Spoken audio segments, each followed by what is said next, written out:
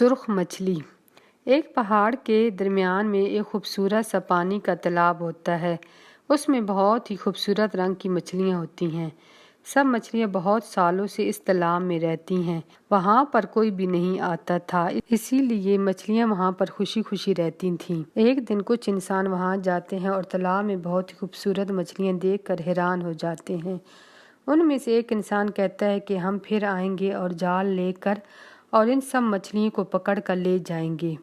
یہ سب کچھ مچھلیاں بھی سن لیتی ہیں اور سب مچھلیاں پریشان ہو جاتی ہیں کہ ہمیں یہ انسان پکڑ کر لے جائیں گے۔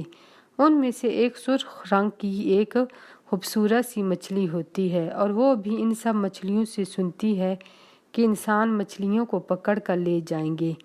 پھر سرخ مچھلی سب مچھلیوں سے کہتی ہے کہ تم سب پریشان نہ ہو، میں کچھ سوچتی ہوں۔ پھر دوسرے دن سرخ مچھلی سب مچھلیوں کو جمع کرتی ہے اور کہتی ہے کہ اس تالاب کا پانی ایک دریا میں جاتا ہے، ہم سب مل کر ان انسانوں سے آنے سے پہلے اس دریا میں چلی جائیں گی۔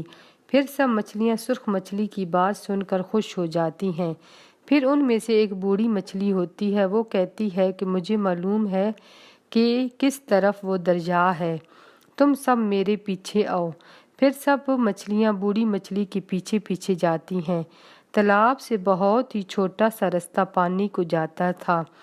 پھر سرخ مچھلی کہتی ہے کہ ہم سب مچھلیاں ایک ساتھ یہاں سے نہیں گزر سکتی، اسی لیے یہاں سے گزرنے کے لیے ایک ایک کو گزرنا پڑے گا۔ پھر سب مچھلیاں لائن بناتی ہیں اور اس چھوٹے سے رستے سے گزرتی ہیں باری باری۔ پھر سب مچھلیاں دریا میں چلی جاتی ہیں۔ جب انسان وہاں آتے ہیں اور جال لگاتے ہیں تو وہاں پر ایک مچھلی بھی نہیں ہوتی۔